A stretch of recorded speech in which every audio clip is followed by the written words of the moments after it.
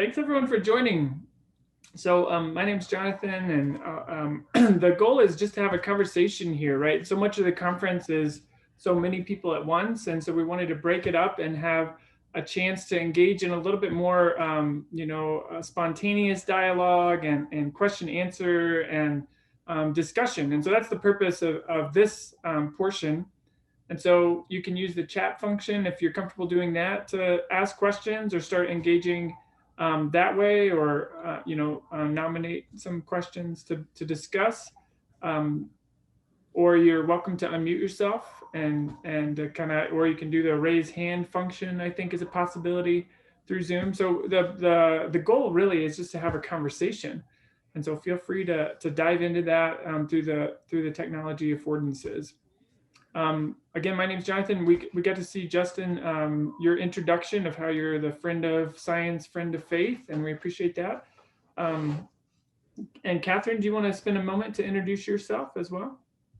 Okay, sure. I'm Catherine Johnson. I'm an associate research professor at Arizona State University in the psychology department, and my research mostly focuses on the psychology of religion, and I also do research on the intersection of science and religion, actually, kind of similar to the sorts of things that Elaine Eklund does. And most of my research in the psychology of religion has focused on how people conceptualize God and what they think about God and how that impacts their moral decision making or the kind of values that they have and that sort of thing. And Catherine's cool too. Oh yeah? Yeah, on top of it all. Good research and cool. Have y'all worked together before, Justin and Catherine? We haven't worked together, but we run in similar circles. Mm-hmm. I've visited her lab group there at Arizona State. Yeah, that's right. I forgot about that. And actually, so when I first started out in this business, I actually was an accountant for a very long time, and didn't go back and get a PhD in psychology until later in life. But when I started out in religious studies, and that was the time that was a very exciting time when the Religion Explained book came out. And one of the very first books that I read actually was Why Would Anyone Believe in God by this fellow named Justin Barrett. And so I was very excited then later on when I got to actually meet the real guy. That was a very good book. Why, thank you. Yeah, you summarized Boyer's thesis so well in a little more easy to read style, and it was really cool. The history of that book might actually be a little of some interest to folks here. Okay. So I had actually left the academy when I wrote that. Oh. I left for what I thought were really good reasons. I was a little bit disillusioned with higher ed. I started doubting whether I was making any kind of sort of, you might say, kingdom impact. Was I really living into a vocation that, was a good godly calling? And 9/11 had just happened. And that sort of, for a lot of us, was a gut check. And we're like, all right, are we on the right path? And my wife and I started trying to figure out, well, what'll happen next? And it led to her actually taking a job with Young Life. And so I actually resigned my position at the University of Michigan so that she could work for Young Life's property staff in Virginia. And because then I didn't have all of these kinds of usual academic pressures of tenure and all this other stuff, I could just really be selective about what I wanted to do. I was homeschooling the kids and volunteering at the property. But I got this invite for a conference at Harvard called Why Would Anyone Believe in God? Oh. And Pascal Boyer was one of the speakers there, Stuart Guthrie, David Sloan Wilson, and then me. And I knew I was the only theist there. And I knew there was a subtext that was pretty obvious from the title of the conference. Why would anyone believe in God? And that's what they meant. It's like, these are crazy ideas. Why would anybody go down this path? So that one I had to say yes to. I was saying no to everything because I was out of the academy at that point. But I'm like, Harvard and this topic? Yeah, I got to go. I felt like I just had to. And so my talk there was, why wouldn't anyone believe in God? And so I tried to flip it using the science to actually say, no, the natural default, the natural sort of path of least resistance is belief in God. So what requires more explanation is why some people don't. That's what's sort of, so, I mean, let's just be honest about the facts of the matter. That doesn't mean that, one side is right and the other is wrong, but don't distort the facts just to suit a particular kind of agenda. So that was my talk. And when I finished it, I realized with a little bit of encouragement from some other folks that, oh, actually, I could write this into a book. So I just wrote it out, from my little farmhouse in Virginia, where I was homeschooling the kids. And, as an academic hobbyist at that point, I guess. But then it was only, a few years later, I got drugged back into the academy. So, but that's what happened. But we're glad you did. Well, thank you. But I mean, in some ways, those are decisions, maybe not less dramatic than that, but that we constantly are making, right? About where do we feel like God has called us to invest? And sometimes that takes us into some really strange and unusual pathways. At least that's how I've tried to approach, my life as an academic. So you said you're drugged back into the academy, but now do you consider yourself still in the academy or out of it now? Because you just started this company, right? Yeah, I've fallen back out. But in a different way. That first time I felt like, oh, I got to do professional ministry. This time I feel like I am doing professional ministry as I help academics, present and future, especially scientists, present and future, figure out how to be integrated people. So Blueprint 1543 is my little startup nonprofit, and what we're about is helping people integrate Christian theology with the sciences to address big questions. Now, mostly we're working on the organizational level. We're working with organizations and other kinds of leaders as opposed to direct resourcing. But that's what we're about. We want to see more science-engaged theology. We want to see more people going into the sciences as whole integrated people, not putting their faith on the shelf and then doing science, but understanding what it means for their faith to inform how they do science, how they approach that. But not sort of spin off some weird little, odd only Christians may apply kind of science, but be mainstream in some important respects as well. So that's what we're about, having a lot of fun so far, but no, not really in the academy. I don't have that structure. And so that's kind of liberating on one hand, but then it's a little scary on another.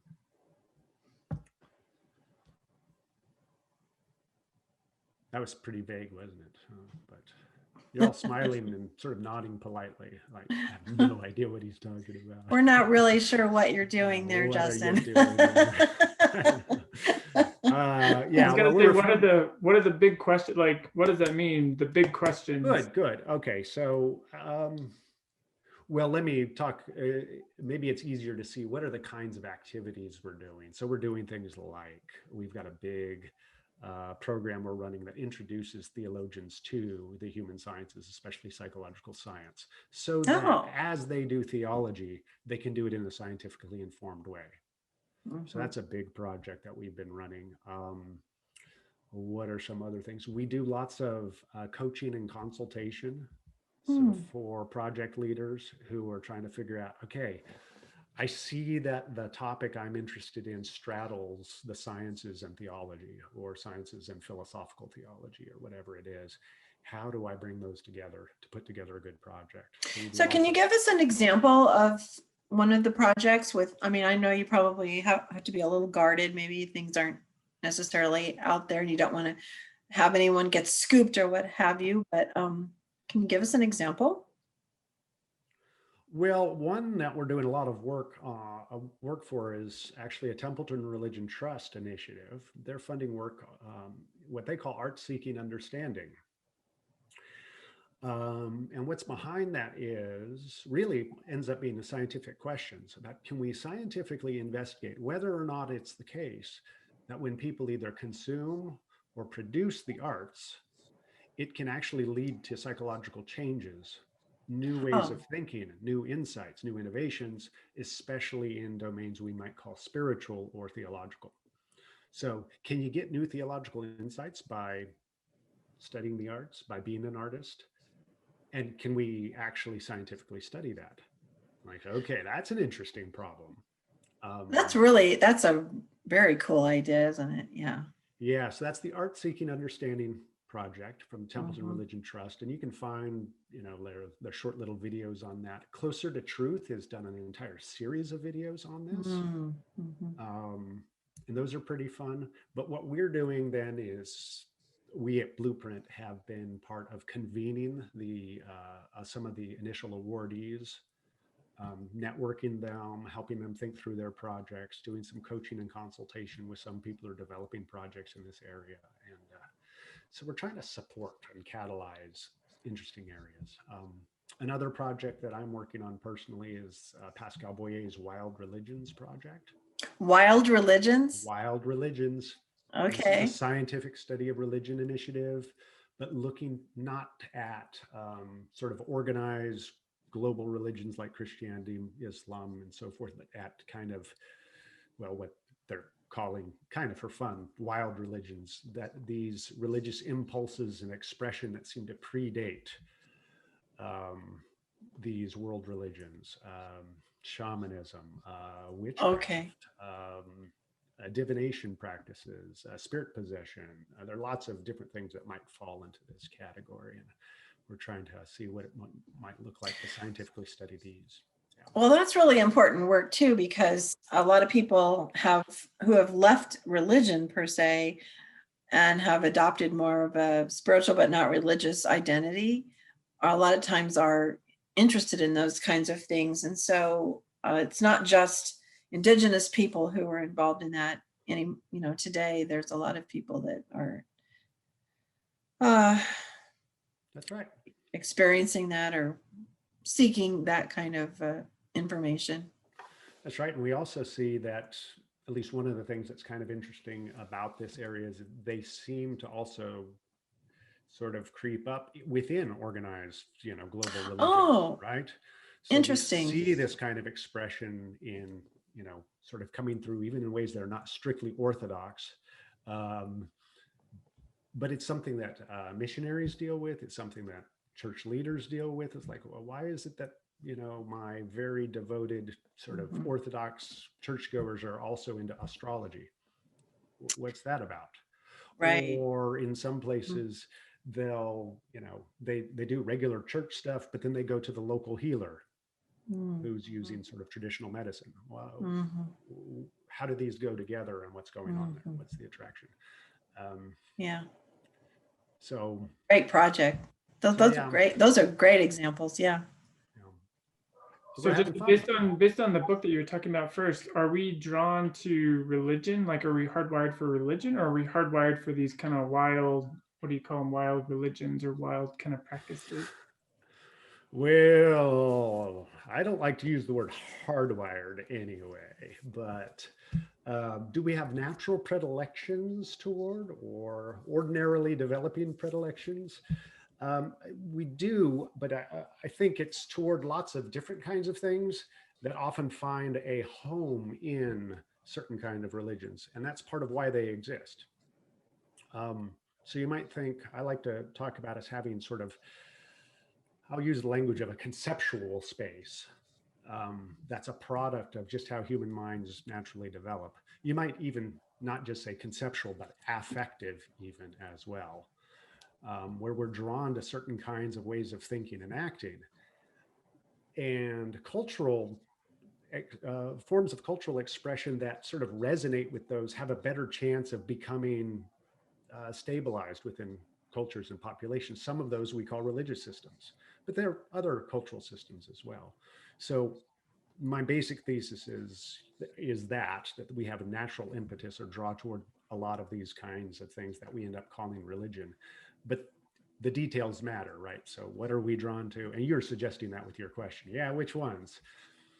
I think they're pretty vague kinds of impulses in some ways, and that we're drawn to the idea that there's meaning and purpose in the world. that the natural world is best understood as having design or function that is best accounted for by someone intended it, or someone's, it could be multiple someone's intended it be this way. It's easy for us to think about a separable something from our bodies that is our true selves. That seems to be a very easy conceptual path. That thing can outlive our bodies, sure, that seems pretty easy. In fact, it may have been here before we were born. We don't often think about that in the United States, but pre-life beliefs are actually common all over the world. That ritualizing things sometimes is the best way to solve problems. So there's a whole slew of these that are being studied by people that work on the cognitive and psychological approaches to religion. We could do. But one thing I want to add too, though, is that, and this is something that I came to realize, and maybe it was even when I was reading your book or something, but in any event, that just because we can explain these things and explain how natural they are to believe these things and how common it is, it doesn't mean that there isn't a reality. So I can explain to you how I drive a car, but I'm still driving the car. So, just because I already said. Yeah. No, that's great. Thanks, Catherine. Yeah. I like to even point to things like, we're coming up with these sort of psychological and evolutionary reasons why I think that I'm talking to people with minds, but it doesn't make sense for me to conclude from that you don't have minds, and right, and that I should stop believing it. That's crazy. Right. Or there's of course a science of love and why it is we think people love us and why we love other people. But just because there's a science of it doesn't mean you stop. We get rid of it. Love's not real then. It's exactly. gone. Love doesn't. Yeah, it doesn't follow. That's bad philosophy is what that is. That's not good science. It's bad philosophy. Right. So thanks for bringing that up, Catherine. I wonder if anybody in the group here has a question you'd like to ask Justin. Or you. Or Jonathan. Anybody? I do potentially have a question. I don't know if that's going to be answerable because it's more of a clinical nature. However, if none of y'all are suited to offer a clinical opinion in terms of how a clinical practice, perhaps you might be able to offer more of a theological perspective on the ethics of a certain clinical practice. Would that be okay? Okay. So I guess my question is, my background is I was at one point working on a doctorate in clinical psychology, but also working within research. Outside of my practicum, I was doing life coaching, which is, code for unlicensed therapy, specifically with a population experiencing transitions of faith or crises of faith or development of faith, perhaps, mostly in leaving religion, right? And my experience has been that with this population in particular, but most within my clinical experience, seem to respond quite well in terms of symptom reduction, in finding meaning, life meaning, with a more humanist approach to psychotherapy. I myself identify more with a Calvinist soteriology and just in perspective. And so for me, it's just been kind of interesting wrestling with, well, okay, what is human nature? Are we inherently good and beautiful and can kind of self-liberate, or more of a total depravity? We are radically dead, spiritually dead. So I'm curious as to y'all's thoughts or opinions on the ethics of applying a more humanistic and perhaps even feminist approach to therapy within, the context of a theology that doesn't necessarily agree. Is it in doing no harm? Is it that we betray our own personal beliefs? Or I would love anybody's thoughts on that. Who wants to go first? I mean, I noticed Well, that. Go ahead, Catherine. No, we probably all have thoughts. So go ahead, Justin.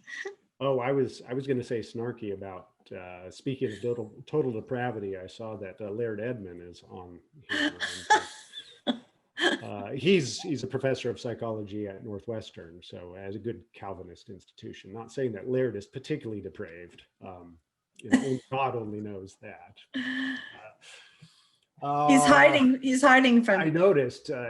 He's gone. He's yeah. One quick thing. Now, I think you were a little uncharitable to coaching. A good coach doesn't try to do therapy, and a good coach actually has some really real skills and insights and is good at helping people do stuff. But so we don't want to propagate a misunderstanding of coaching. And then there's life coaching and professional and executive coaching, which is even different still. And it's a licensed and regulated kind of thing now, increasingly, interestingly. So just throw that in there. But that's not the meat of your question. What's my impulse as a non-clinician, but somebody who hung out with a lot of clinicians for a long time? I think there's a lot of room for people of faith to approach this. There are certainly Christian humanist therapists. And in some ways it's a long-standing and growing movement. Now there are interesting theological angles on that, but people are taking good sympathy from people like, lots of prominent theologians of the 20th century identify with this. So I don't think that's sort of outside the camp. I think there are ways to be an integrated therapist going that way. I would think, when it comes to resonating with more of a Calvinist kind of approach or a Reformed kind of approach, then probably something more in the camp of cognitive behavioral therapy is getting you in the right place, where you're sort of owning your stuff. It's not all positive, and there's real room for, you need to change how you think, because your mind could be sending you down some real troublesome pathways. And CBT has the virtue of being one of the better science-backed areas of therapy. It's my impression, but I concede that I'm speaking outside of my direct area of expertise, so I'll let Catherine save me, or Jonathan. Well, I'm not a clinician either, but here's my thinking, just from this is my own thinking and my own life experience, is that it's kind of like the faith and science, that you've got two rails on the train track, and you really need to have both of those rails to make the train run smoothly. And so I think that anything you're doing in the humanist, as you put it, area that conflicts with the theology, that's kind of, well, my own theology is biblical, so that's how I would, frankly, would be my take. If your humanist approach is conflicting with the biblical approach, then I think you're probably going to run your train off the track. But I think you need both tracks. And I think if you only look at the spiritual and you never look to any of the science that's been done, this is what this conference is all about, is that you really need both to live successfully, and to help anybody successfully, you need both of those rails on the train track. It's kind of pragmatic, but it's worked for me. Thank you. I appreciate it. Thank you both. Jonathan, you got anything to add to that? Yeah, but my response, because I took one class in counseling in my undergrad and quickly decided that was not my path. So my response is to say, like, okay, let's attach this to a larger concept. And so the question I would pose back is like, well, what are Christian theories? Like, what does it mean to have like a humanist theory or a Christian theory, or where are those in concert? Where are they different? And it kind of like, it's something I've been thinking about. It's like, what are the intellectual contributions that that people of Christian faith are making, and like, how are they truly integrative kind of theoretical positions that really draw from primary revelation of the scriptures and secondary revelation of nature, human nature, whatever that is, that we can understand, and like integrating those? Or are they just you know, the a la carte kind of theory of the day. So like to kind of to the question that the building on the question that Jennifer asked, I would say, look, what does it actually mean to be to have a Christian theory of counseling or not, or you know, of any other kind of field area of psychology. So that's kind of how I'd move very far away from counseling. And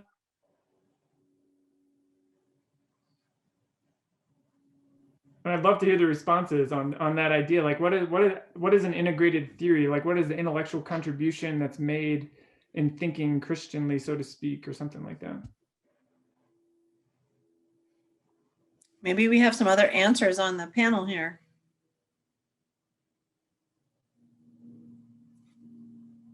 I guess you're on your own, Jennifer.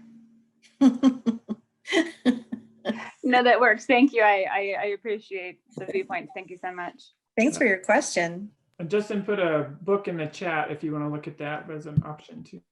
Yeah, and I was also going to suggest, I was trying to see if I could quick find a link, but I don't know if I can. Fuller Theological Seminary, where I used to be, has a graduate school of psychology, and every year they run an integration symposium. In fact, it's coming up here real soon. And I believe you can find some of the past lectures in that too. And those have a much more clinical kind of orientation. At least a lot of them do. Which is kind of helpful because then they're directly talking about how to approach integration as a Christian.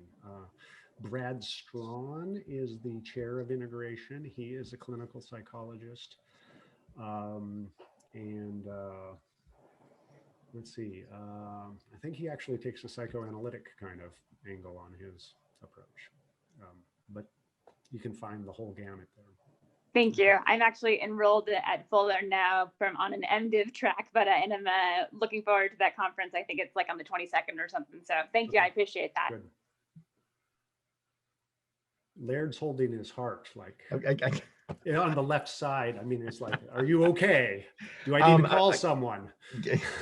No, we're doing fine. I do have a question for you though, Justin. And that is, what is the current, and I don't know if anyone else is even slightly interested, what's the current state of the art in cognitive science of religion in the adaptationist versus Spandrel argument? Does anybody even know what he just said, let alone care? That's a very good question, Justin. Okay. Are you really asking seriously? Oh yeah, I mean, Are you? I keep reading stuff in Religion, Brain, and Behavior, and you know, Joseph Oboli is arguing one side, and you get other people on the other side. And what's the current state of the art? Okay, well, so what Laird is referring to here is that in at least a certain neighborhood of the scientific study of religion, there sort of evolved a couple of different camps in thinking about the naturalness of these religious impulses. So there's a fair amount of consensus now that has developed over the last 30 years that, yeah, it looks like some kind of religious thought and action is kind of a natural path for humans. That does seem to be the case. But how do we account for that? And especially, how does one account for that in an evolutionary kind of way? And that's where we're starting to see this sort of pull into a couple of different camps. And one camp says, well, religion is an adaptation. Now, that's a very vague statement. What's this religion thing that's an adaptation? But you can go into the details. But what's meant by that is that we have this natural propensity toward religious thought and action because it helped solve fitness problems in our ancestral past. Well, then the question is, well, what kinds of fitness problems, and is that a plausible explanation? Okay, but there's some interesting work going on there. And as far as I can tell, the area in that domain that's getting the most attention is the idea that belief in punishing supernatural agents of one sort or another seems to be kind of social glue. Okay, that once societies get beyond a certain size and complexity, reciprocal altruism, just sort of tit for tat, other keeping track of who are good cooperators doesn't work anymore to solve social problems. You need something else. Enter gods. that could be really helpful in sort of socially regulating. I can trust you because I saw you at the worship service, which tells me you are committed to the same values I am. And you, like me, are worried that you'll get punished by the gods if you misbehave. Okay, so a lot of adaptationists are attracted to that view that sort of religion as we know it is an adaptation, an evolutionary adaptation to solve those kinds of problems. And there's plenty of infighting in that camp right now, okay, of whether it's you need something like a morally interested high God or whether just belief in ancestors will do the job. Or are there other ways to solve this problem, natural or supernatural? So there's lots of fighting going on there. Whether these are causes or consequences of large-scale societies, and on what level of evolution. Are we talking about cultural evolution? Are we talking about genetic evolution on a personal level? Or are we talking about some kind of interesting gene-culture interaction? As far as I can tell, that's the state of the art over in there. And then there are the byproducty or Spandrel people who, I'm mostly identify with that. And that's saying, well, no, these propensities didn't evolve so that to solve particular problems that are associated with religious concepts, but that religious concepts are a byproduct of other solutions to other kinds of problems. So so we may have this evolved propensity to see design and order in the natural world because seeing design and order helps us solve problems like figuring out how to make natural stuff into tools. And tool use is good for us and improves, our ability to survive and thrive. And so being able to see design and purpose in natural world helps us appropriate those things and make stuff, maybe. I'm just spinning a story, and this connects with Deb Kellerman's work on teleofunctional reasoning. Well, then that propensity to see design and purpose in the natural world is just sort of there to solve another problem, but it sure fits with a theistic view that God created the stuff too. And that's why it has design and purpose. Oh. I think where to finally address Laird's question, where are we? I think we're at a truce, actually, for the most part. Because I think most of the leading adaptationists are of the view that you had to have the other stuff to get started anyway. That you wouldn't have had, that it's implausible to say there was a genetic adaptation for God belief, whole cloth, and that just is implausible. And so what you usually hear them say nowadays, I think, is, yeah, for all the byproduct kind of reasons, people already were talking about supernatural agents. But certain supernatural agents with certain properties, then once they become part of a culture on a cultural evolution level, become an adaptation. So you might think it's exaptation, to use the fancy term. So we can all get along and, hold hands and sing songs together because we're all contributing something to the bigger story. Or maybe that's just my Pollyannish kind of view on things. But Catherine seemed to be nodding with me, like she thought I sounded. No, I agree with all of that. The only thing I would like to add is that the theory that you require a punishing God to bring people into get together and cooperate in large scale societies. That's a lot of my work has been to show that it's really not the punishing God and the benevolent God do two different things. So the punishing God keeps people from doing things that are bad, but it's really the benevolent God who encourages and inspires people to do good things. And you need both. You need both not doing bad things plus pro-social behaviors to actually create a good society. And some of the research, like Azim's and Ara's research show, Norn Zion and Shari's research shows that people, maybe don't cheat when they're primed with ideas of a punishing God. But when you look at some of the anthropological data and even the studies that we've been running, it's really this idea that God is benevolent and loving and caring and forgiving that leads people to also then be forgiving and to volunteer to help others and to be willing to help out groups and that sort of thing. And I think that's a piece that's really been missing from that high gods theory. And I think that, but I think that's being added in little by little as well. And I don't want to hijack this conversation at all, but one of the things that I think people have missed in that the high God, punishing God, or benevolent God discussion is that it is possible to have the same God be both gods, Yes. especially if you get on the the ends with that God, and then that God can punish the bad people you don't like and be benevolent to you, and so it makes it all even better. So, Yeah. all right, I'll shut up now. No, yes, that's good. That's good.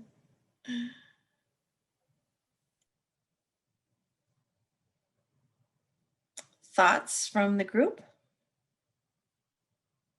We can go in a completely different direction too. Yeah. Completely different direction. In your new venture, Justin and Rebecca, what kinds of proposals are you looking for from us? I'm not looking for any from you. Oh, well, okay. From other Let's people be you like clear. better. Well, at this point, we're not generally looking for proposals because we're not running any competitions or funding things. We're not a funding body. Mhm. Okay, but what we do is we come alongside certain funding bodies or organizations and stuff, and we can help them if they're a good missional fit with strategic planning, with thinking through convening, with coaching and consultation around project development. So it's that kind of stuff that we're primarily focusing on right now. I mean, we do occasionally get a new, like I mentioned earlier, in our Theopsych project, we ran a funding competition, as you know, for theologians then to get funded to do science engaged kind of work. We don't have any active new ones at the moment. So in that sense, no, we're not asking for your proposals. Don't propose to me, Laird. You already have a wife.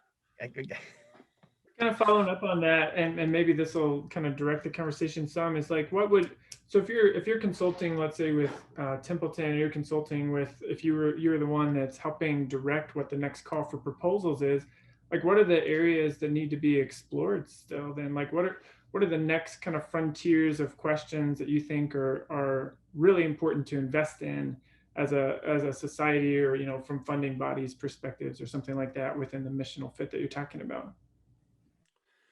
Nice. Yeah. Well, I'll tell you, one of the things that, I just mentioned the Theopsych project. One of the things that's come out of that is a felt need amongst these theologians that we're working with. They don't know who to turn to in the psychological sciences. So how do we get psychologists, psychological scientists, and other kinds of scientists, so I might say human scientists, to be more willing and able to actually be resources for their theological colleagues, for their churches? How do we get psychologists to feel confident enough in maybe they've got enough theological literacy or biblical literacy, both probably, to actually have enough sort of language in common with those folks so that they can help, they can contribute. And now I'll stop picking on Laird and use him as a positive example. He's been collaborating with a philosophical theologian guy because Laird knows enough to be able to, they can crosstalk. They've got enough language in common because he's a rare psychologist who actually is theologically sensitive. We need a lot more psychologists who are theologically sensitive, who can help in their colleagues, academic colleagues, their church colleagues, religious leaders colleagues, to do some of this translational work and to make progress on some of these big questions. So I think that's an area where we really ought to be going next. And it's, so yeah. Can I ask a follow-up question? At what levels do you see that happening? Is that like during the Master's Divinity training that people need to be connected? Is that for, the thousands and thousands of pastors and church leaders that are kind of all over the country? Is that like in geographical niches? Is that just isn't there like a Christian Psychological Association, right? Like, was that like a connection that way? Like, in what levels and ways do you see that potentially happening? Yeah, I'm not sure what the most effective ones are. I don't want to suggest that say every pastor everywhere needs to be all that psychologically engaged. You know, I'm enough of a psychologist to think psychology's got an awful lot to offer professional ministry, vocational ministry in lots of different ways. But still, let's not expect too much. But there are certain places where having better psychological insights is important. And so it may be on that level, but I don't think, this is just me off the top of my head, I'm not super enthusiastic about trying to build more things into MDivs. They've got enough to do. What they need is just in time kind of access to this. And that's why they need psychologists in their congregations in the local university who are conversant enough and have sort of outed themselves as, yes, I will help, to be able to help those ministry folks. And likewise with guild theologians, you know, who are working at divinity schools and departments of theology and so forth, they need to be able to find psychologists who at least understand them enough to know how they can be helpful. But partly this is educating psychologists. And that's a lifelong, ongoing kind of thing for us psychologists, right? I've still tried to read theology as I go so that I can better understand the needs of theologians. And so I can engage those audiences. And I think that's more realistic, frankly, than trying to get theologians and ministers to be psychologically sort of versed. They've got plenty to do. But we psychologists who are people of faith, we have intrinsic motivation to know more about our theology. We have intrinsic motivation to do ministry. And so then to understand what's going on in our church or the ministries that we care about. So I think it's actually for us to, as psychologists, to keep upping our game. Does that help answer? Anybody want to fight me on that?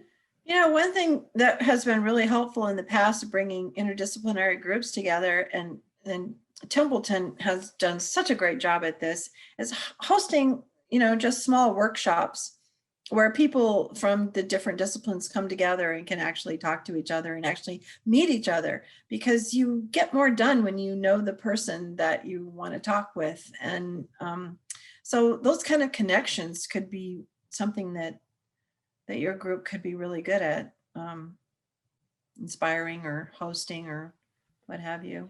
Thanks, Catherine. Regional conferences. That. I think you're absolutely right. Relationships matter so much.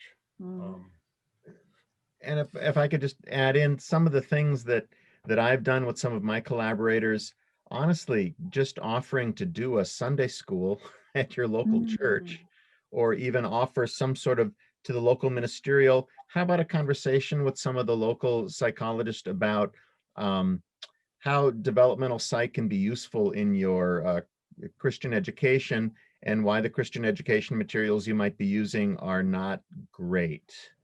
Or, you know, and I've even actually done some volunteer speaking at some seminaries to talk about some of these issues to seminarians, just in a one-shot deal rather than a whole class. And I think the reaction has been very, very positive. I see you posted a book there, Justin. Yeah, my colleague Rebecca Soak and I just finished this little ebook on convening events. Now, this is good. This okay. is more general. Okay, can I come? Well, this is a book about convening events. No, I want you to have the conference. But just flagging, yeah, this is something we like to do, and we think about how to do this well. Yeah. And we'll put you on our list, Catherine. Hawaii is a good place. I like Hawaii. Your location's got to serve the purpose, though. You have the purpose in mind. See, this is the bad impulse people have. It's like, where do I want to go? Okay, now how do I twist a conference to fit that location? I'm like, no. Sometimes the best conference location is actually Iowa. Oh, yeah. Well, I'm from Nebraska. But not usually. I'm from Nebraska. I would vote for Nebraska instead. Yeah, as a plug, the second PhD comics movie does a good job kind of illustrating all of this at the conference. It's a ton of fun if you haven't seen it. What is it, Jonathan? No. Oh, if you look up PhD comics, they have two. Oh, yeah. The second one is all about the conference. It's a ton of fun. Okay.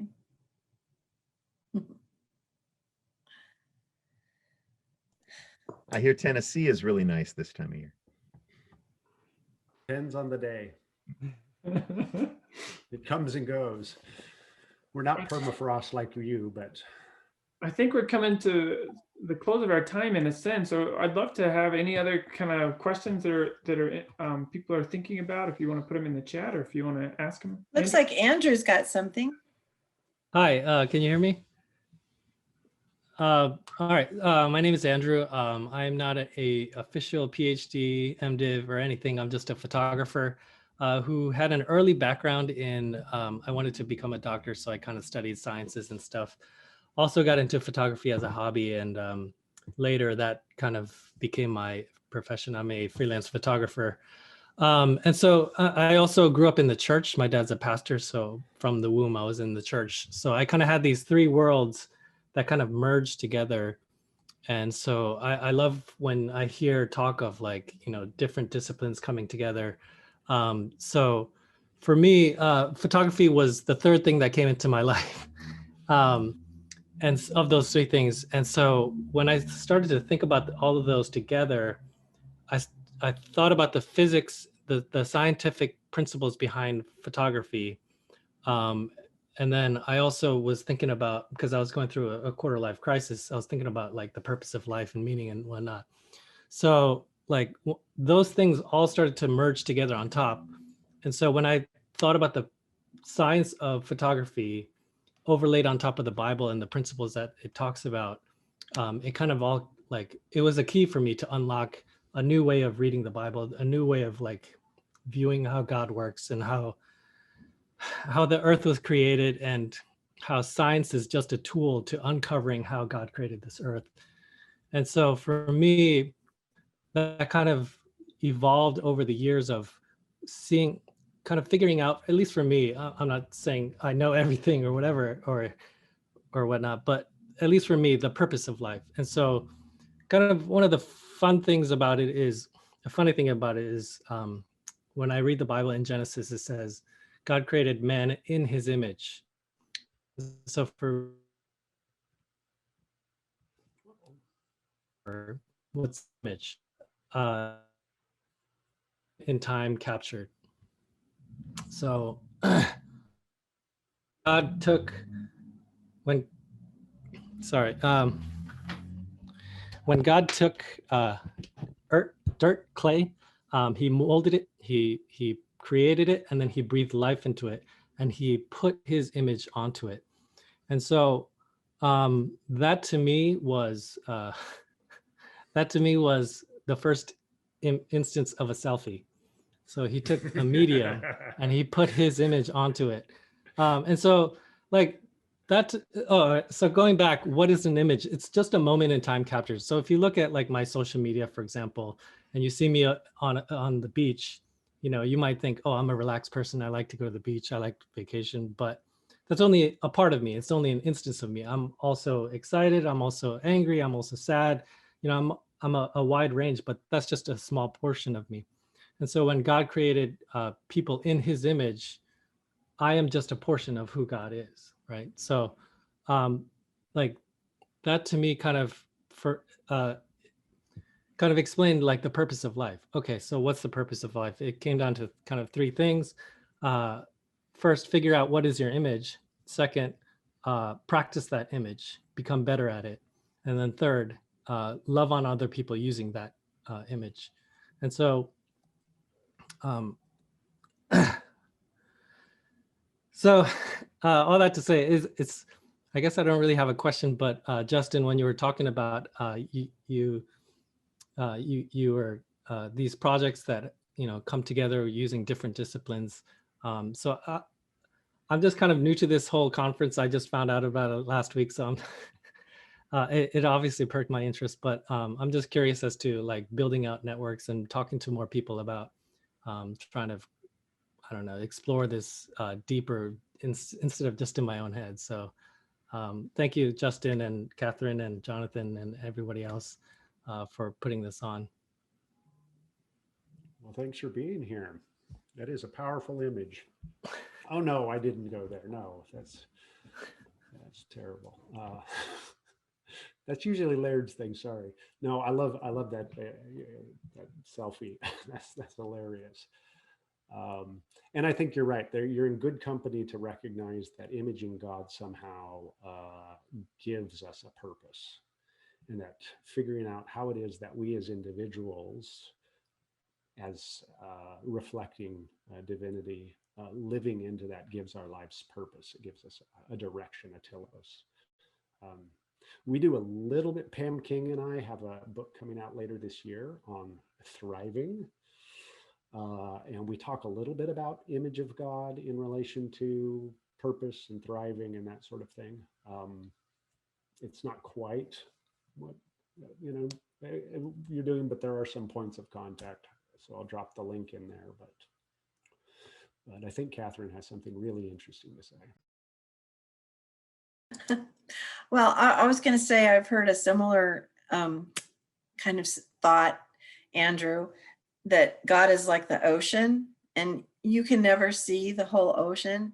All you can see is a little piece of sand that you're standing on, the area that you are, and that's what you know of God. And so it takes all the people who know God in all the different ways, in all the different places where they stand, to really put all of it together and really reflect his glory. So I wish I had said that originally, but that's one of the things that I've read in Sir John Templeton's books. And so I have to give him the credit, but I thought it was a beautiful statement and it reflects what you just said. So good thinking. You got great ideas there. Yeah, well, I'll say thanks to everyone for joining our conversation. This has been a ton of fun. It was fun to hear kind of all the social scientists, economists, et cetera, that were sharing how they're friends of science, friend of faith. And I've really appreciated getting to talk with you, Justin and Catherine and Laird and Andrew. And I think all the others who joined. This has been a lot of fun to have a conversation that's a little more free flowing. I think the next thing is coming up in about 8 to 10 minutes, something like that. There'll be the lunch and learns and different kind of links. And so feel free to go back to the schedule and check out what you'd be interested in doing. Thank you all for joining. Have a good rest of the conference.